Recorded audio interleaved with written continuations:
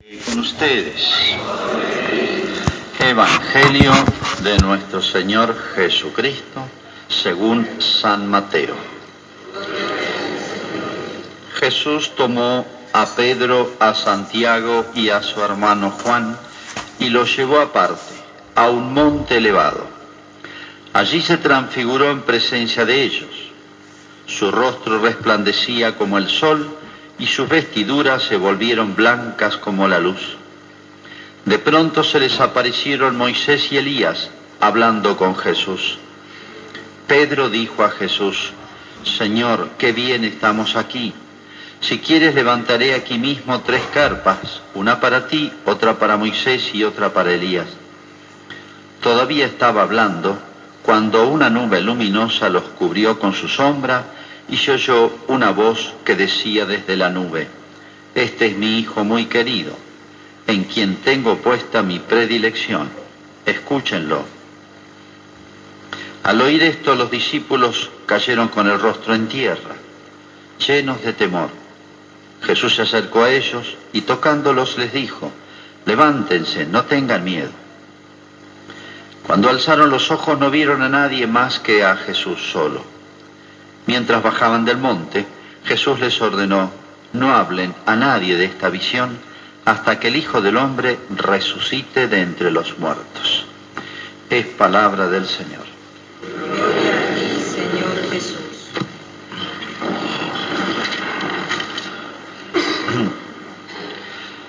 Bien, se habrán dado cuenta que este pasaje del Evangelio, este trozo del Evangelio, lo cuentan 3 de los 4 evangelistas, San Mateo, San Marcos y San Lucas, con algunos pequeños detalles.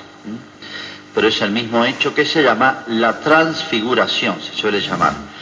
¿Por qué se llama así? Bueno, por una palabra que usa acá y por el hecho central, y es que Cristo se transfiguró, dice, en presencia de ellos.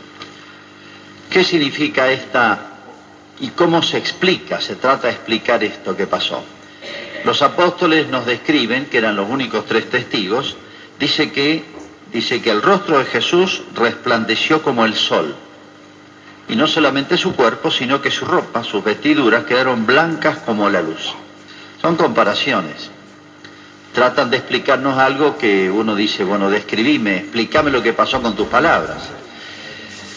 Bien, lo que quiso decir, acá el evangelista San Mateo, a quien se lo han contado los que estuvieron ahí, es que de golpe Jesús, que aparecía por fuera como nosotros, con una figura humana, de golpe el mismo cuerpo, no es que se transformó en otra persona, quedó como, digamos, resplandeciente, como si adentro de él brotara una luz. ¿Qué es lo que hizo Jesús? ¿Cómo se explica este fenómeno? Vamos a ver, ¿y por qué lo hizo? Con todos los detalles. Se explica así: Jesús es Dios y hombre, las dos cosas a la vez. Jesús, para poder sufrir, si no, no hubiera podido sufrir, retuvo, Él es Dios, piensen esa, y tiene todo lo que tiene Dios, toda la belleza, la bondad, el esplendor, la perfección, la luminosidad. Bueno, es difícil describir a Dios, imagínense. Bueno, pero la divinidad de Jesús, con todo lo que eso significa, con todos sus atributos, normalmente tendría que desbordar sobre su humanidad y hacer de su humanidad no solamente un ser humano, no lo destruye, sino que lo perfecciona. Y esa humanidad de Jesús, si la divinidad se la hubiera dejado naturalmente desbordar sobre la humanidad, hubiera hecho de Jesús a alguien no solamente incapaz de poder sufrir y morir, sino ese cuerpo de Jesús tendría un montón de cualidades nuevas. Voy a hacer una comparación. Si yo tengo al lado de un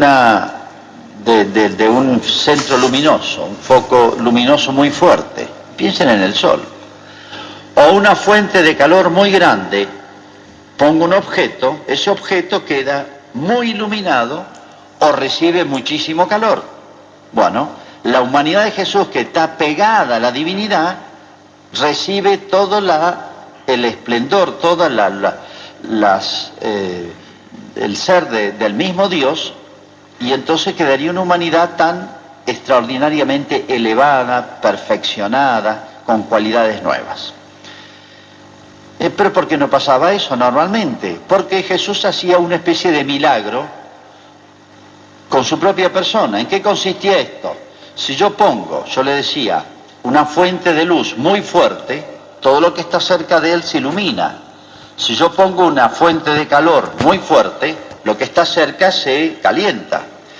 Pero si yo le pongo una placa y aíslo eso, aunque yo tenga muchísima luz, si yo pongo algo que tape la luz, que tape el calor, impide que llegue. El calor está, la luz está, tiene fuerza para expandirse, pero no llega porque hay algo que la retiene. Bueno, más o menos es eso, con comparaciones, lo que hacía habitualmente Jesús. El esplendor, el desborde de su divinidad lo retenía, no lo dejaba desbordar sobre la humanidad, para poder asemejarse más a nosotros en la condición terrena, en la condición nuestra en la tierra. ¿Pero qué hizo en la transfiguración? Por un instante dejó desbordar toda la gloria, el esplendor, la perfección de su divinidad sobre su humanidad. Un instante, lo dejó desbordar un poquito, digamos, y pasó lo que vieron ellos.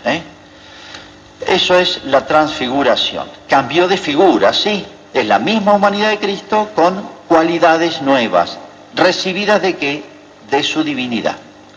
Es como un adelanto de lo que iba a pasar en él y también un adelanto de lo que va a pasar en nosotros, con eso que llamamos la resurrección de los muertos. Al fin del mundo, sabemos, los muertos resucitarán, como lo confesamos en el credo, creo en la resurrección de los muertos, pero no es volver a una vida igual que la de ahora, no es empezar a vivir lo mismo. La resurrección de los muertos final, de aquellas almas que estén con Dios, será parecida. Esas almas estarán llenas de Dios y su gracia, digamos, la desbordarán sobre el cuerpo. Y entonces pasará algo parecido a lo que pasó en Jesús. El alma contagiará, digamos, transmitirá, eso en todos nosotros, que nos ganemos el cielo, transmitirá todo el esplendor, la belleza, la felicidad que tiene a su cuerpo. Eso va a ser la resurrección de los muertos. No solamente retomará la vida el cuerpo, sino retomará otra vida mucho más perfecta, inacabable, con cualidades nuevas, como tuvo en Cristo. Obviamente en Cristo es mucho más grande que lo que va a ser en nosotros, pero es un parecido, digamos. Eso les mostró un adelanto de lo que vendrá al final. Bien, pero fíjense, esto es la transfiguración. Todos los detalles importan, porque Jesús no hace cosas al acaso, porque sí, o porque no pudo otra cosa, o porque, como se suele decir, es lo que hay. No. ¿Por qué llevó a Pedro, Santiago y Juan? Tenemos que preguntarnos, porque todo lo que hace Jesús tiene una razón profunda de ser, de enseñanza sobre todo para nosotros.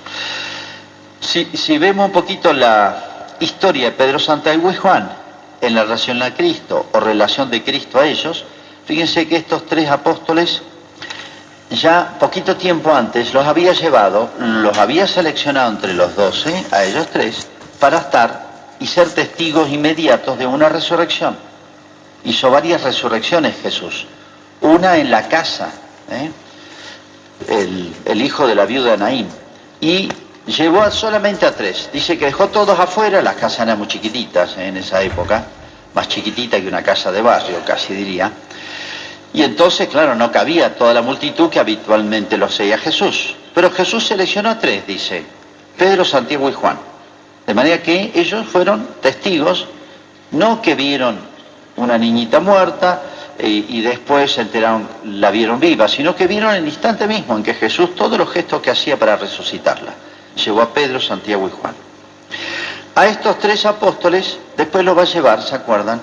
En la pasión. Dejó aparte a los otros y se llevó a Pedro, Santiago y Juan para que lo acompañaran en el momento más duro. Y los tres se durmieron. Eran Pedro, Santiago y Juan, los que habían estado en la transfiguración. Y más adelante, cuando San Pablo se convierte, ya mucho después, varios años después de que Cristo subió al cielo, San Pablo dice esto: después que se convirtió, quise conocer a los tres que eran las columnas de la iglesia. Quise conocer a los tres que eran las columnas, y eran Pedro, Santiago y Juan, los nombra él. ¿Qué significa esto?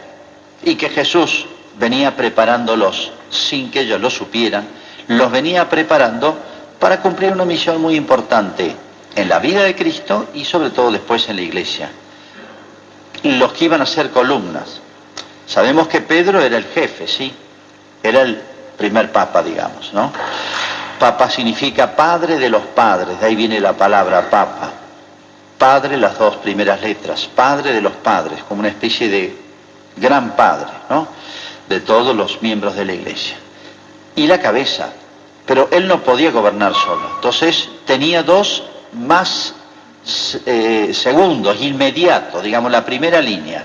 Lo que hoy sería, o en una nación serían los ministros.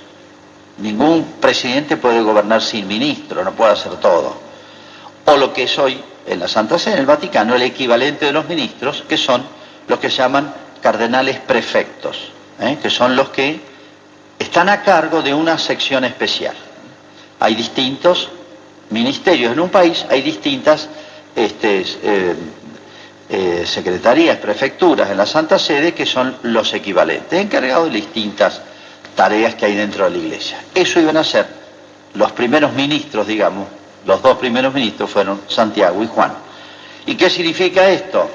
No es un sueldo más grande, no sé cuánto, sino una tarea más grande, una tarea más pesada, una responsabilidad mucho más grande, y los primeros que iban a caer mártires. Si alguien moría, empezaba por ellos la cosa, y así fue.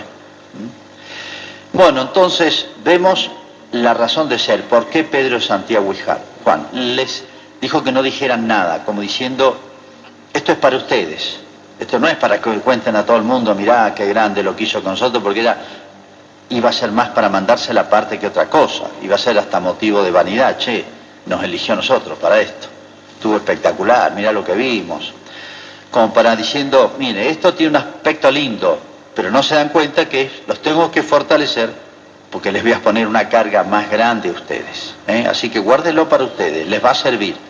Ahora no se dan cuenta, pero después se van a dar cuenta por qué lo he hecho. Entonces, entendemos un poquito, al que le da responsabilidades más grandes, Dios siempre le da gracias más grandes, luces más grandes, nunca es desproporcionado, injusto, nunca nos pone cargas más grandes de las que podemos llevar. Y si nos pone cargas pesadas es porque nos da, de alguna manera, en algún momento, estas gracias especiales, a veces, digamos, muy en secreto, para poder soportarlas. ¿Por qué sube la montaña? Jesús no estaba formando andinistas, estaba formando miembros de la iglesia, cabezas, dirigentes, digamos, líderes, en términos modernos. La montaña era más bien un simbolismo. Dice una montaña alta. Y sí, para Israel es una montaña alta. Es como, han visto el Cerro Ceferino, es un cerro un poquito aislado y uno lo ve y se ve bien todo el perfil del cerro. A veces hay cerros que están así en un lugar aislado y se distingue más su forma. Bueno, es algo parecido, se conoce exactamente el cerro donde fue esto. Entre 2 y 3 horas llevará a subirlo. No es tampoco una cosa extraordinaria, con un mínimo estado físico lo pueden hacer, ¿no? Bueno, pues se llevó esos 3 arriba. Y uno dice, ¿no podría haberlo hecho abajo? Hubiera hecho las cosas un poquito más simples. Y sí, pero acá hay una significación también muy importante. ¿Qué significa esto, subir el cerro? Bueno, un pequeño esfuerzo, un pequeño sacrificio. Y bueno, y les ha dado tiempo mientras subían el cerro, ¿para qué nos llevará? O sea, hasta les dio 2 o 3 horas para tal vez charlar en el camino de lo que iba a pasar, tal vez para pensar por qué nos llevará a nosotros, para prepararse y disponerse mejor. Y bueno, el esfuerzo es subir. Esto significa que un poco una visión de la iglesia. La iglesia es, nosotros decimos la iglesia nuestra, de los que estamos acá en la tierra, no de los que ya llegaron. La iglesia tiene los que ya llegaron, que se llama la iglesia triunfante, los que están en el camino, ya cerquita, ya están casi en la cumbre, se llama la iglesia purgante, el purgatorio, y los que estamos en la tierra caminando, pero en su vida, caminando en su vida. Por eso la iglesia nuestra de la tierra se llama iglesia peregrina, porque tiene que andar un trecho. La vida es este trecho, pero es su vida, por eso se llama iglesia peregrina y militante. Es peregrina, pero es cuesta arriba. Y sí, eso lo dijo Jesús de muchas veces y de muchas maneras. Es como subir la montaña. Pero bueno, así como el andinista se prepara mucho tiempo y tiene ganas de subir una montaña que va a estar arriba a lo mejor minutos. El que sube la Aconcagua no puede estar más de 5 o 10 minutos porque hay que bajar rápido, porque se congela o pasa el tiempo y puede venir una tormenta, ¿no? Fíjese el esfuerzo enorme para estar de un año o más a veces preparándose para estar 5 minutos allá arriba, sacar una foto y bajar. La vida nuestra es un poquito más larga que la subida en la Aconcagua, pero es para toda la eternidad, como decía San Pedro. Está tan hermoso esto, quedémonos aquí. No vale la pena volver a lo anterior. Esto es tan extraordinario, la experiencia que tuvieron fue tan extraordinaria que a Pedro le salió eso como era siempre él. Entonces esa montaña significa nuestra vida. Esto es una enseñanza para ellos y para nosotros, ¿no? En nuestra vida es como subir una montaña. Entonces, así lo enseñó Jesús. No nos quejemos cuando vienen pruebas, es difícil, porque lo normal es que cada paso en la montaña cueste. No es cuesta abajo, es cuesta arriba. Y así es nuestra vida.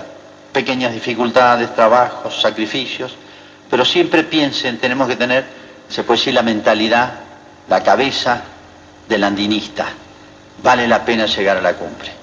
Pero nuestra cumbre es mucho más hermosa, mucho más promesas que las que tiene para un andinista, que es subir y bajar nomás. Bueno, la montaña significa entonces eso. Es la misma imagen, curiosamente, que ha aparecido otras veces en la vida de los santos.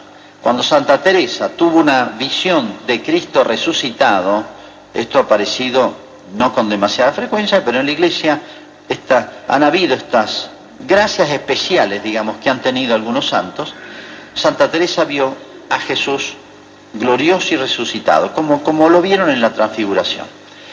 Y Santa Teresa cuenta casi en los mismos términos que dice acá, compara al sol y a la luz. Es difícil hacer esta, porque dice a qué se compara esto, no hay nada, es una comparación nomás. Santa Teresa dice no solamente esto mismo, dice era luminoso, sino que agrega 2 detalles. Dice, el sol no se lo puede ver de frente, pero sin embargo, era tan luminoso el cuerpo de Jesús, más brillante que el sol y se lo podía ver. Y agrega otro detalle, y es que las luces no es que nos produzcan un gozo, uno dice es lindo estéticamente cuando todo está luminoso, uno dice el mediodía, qué hermoso día soleado. Pero dice que esa luz, ese brillo, ese esplendor de Jesús, dice Santa Teresa, daba un gozo extraordinario. Es una luz que daba un gozo, una cualidad especial de esa luz, digamos. Y dice Santa Teresa esto, aunque en el cielo no hubiera más cosa que ver a Cristo en su cuerpo resucitado, glorioso, eso bastaría para que el cielo sea cielo. Fíjense lo que está diciendo. Aunque en el cielo no hubiera nada más que ver a Cristo en su cuerpo glorioso, bastaría eso para que el cielo sea cielo. Y hay infinitamente más que eso. No vamos a ver solamente el cuerpo, vamos a ver a Dios cara a cara. Así que es mucho más todavía que eso que vio Santa Teresa. Bueno, y otro caso es el de los chicos de Fátima. Este año es el año de Fátima. Vamos a volver sobre el tema, varias oportunidades.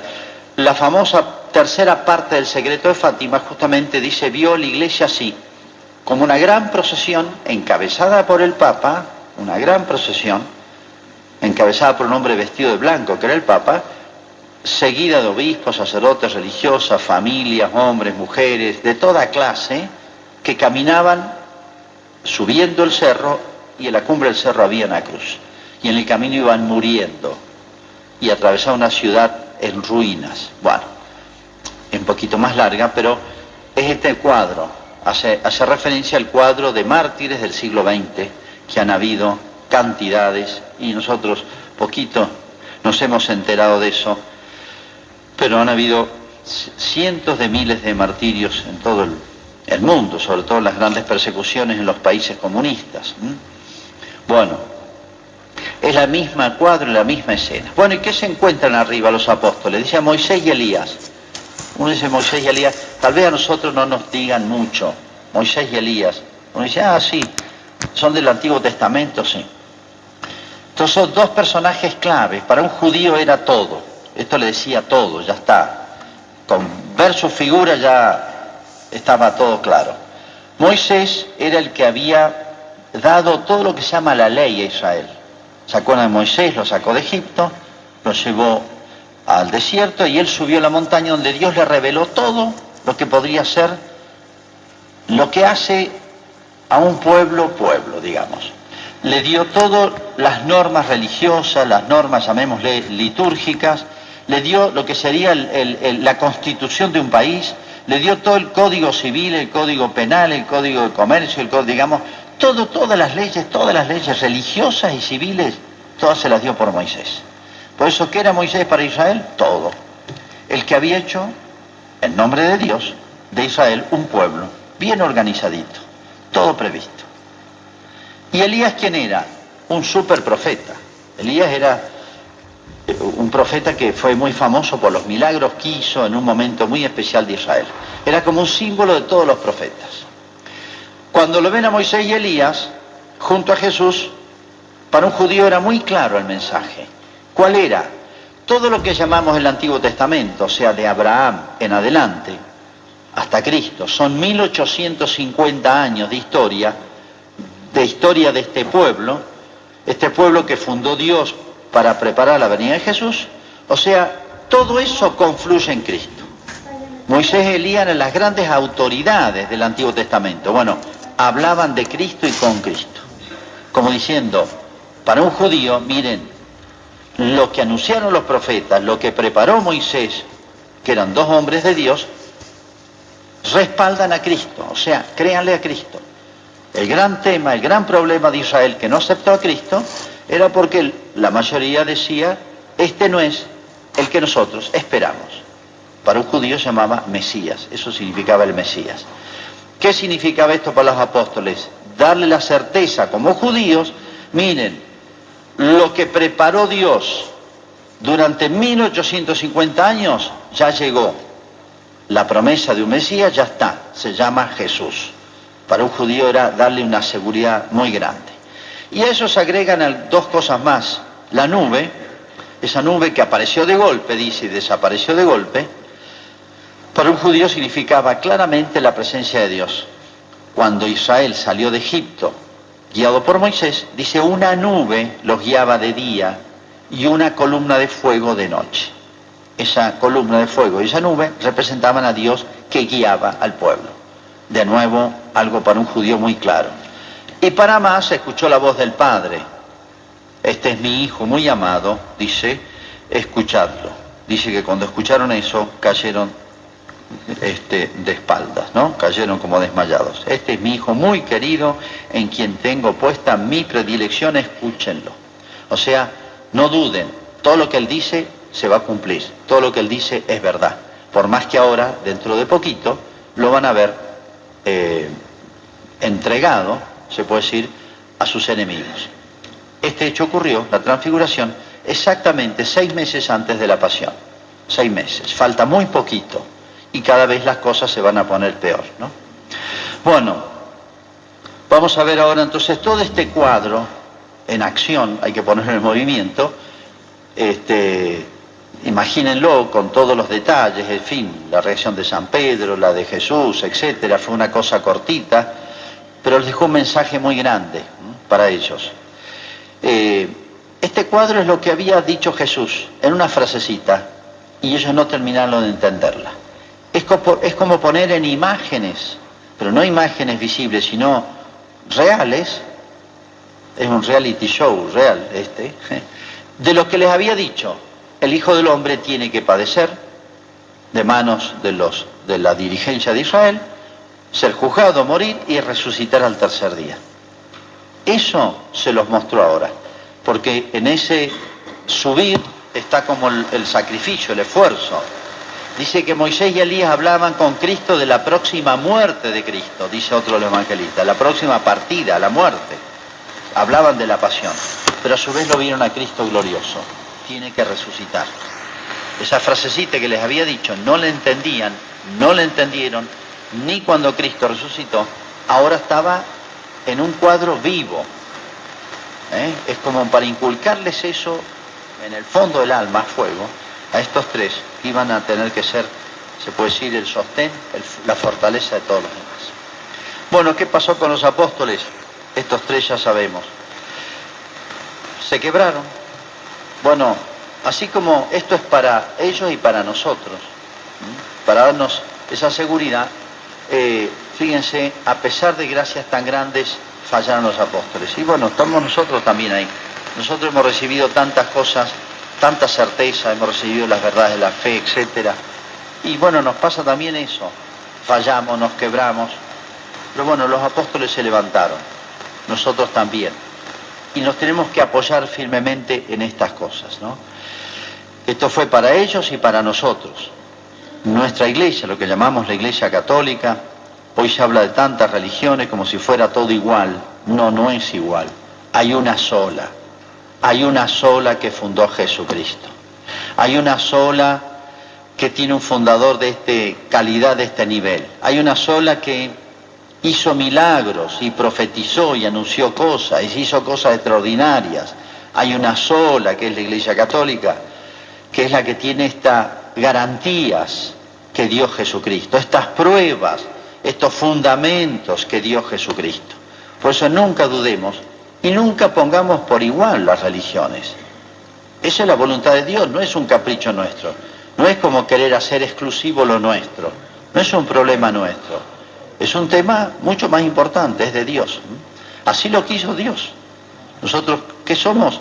Seguidores, conocedores, gracias, no por méritos propios, sino gracias a Él, de esta iglesia, que tiene nada menos que a Cristo por fundador, y que Cristo la dejó bien fundamentada, para que nunca dudemos. Escuchó la voz del Padre, vieron esto, Jesús se pasó haciendo milagros, profetizó las cosas que iban a pasar. Bueno, todo esto asumen todas estas cosas y son pruebas para darnos fortaleza a nosotros en momentos en que a veces la iglesia se la critica tanto, se la vapulea tanto como a Cristo.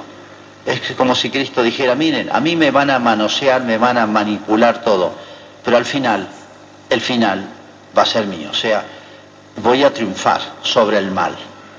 Que nunca dudemos, y si dudamos, volvamos a estos pasajes tan importantes, estos hechos tan importantes, para fortalecer nuestra fe, robustecer nuestra esperanza, nunca dudar de Cristo y de su iglesia, y bueno, seguir caminando, subiendo la montaña, que al final está la felicidad del cielo. Como decía San Luis Orione, en las dificultades, en los trabajos, decía, ánimo, sigamos adelante, que mañana estaremos en el cielo. Vamos a hacer ahora nuestra profesión de fe.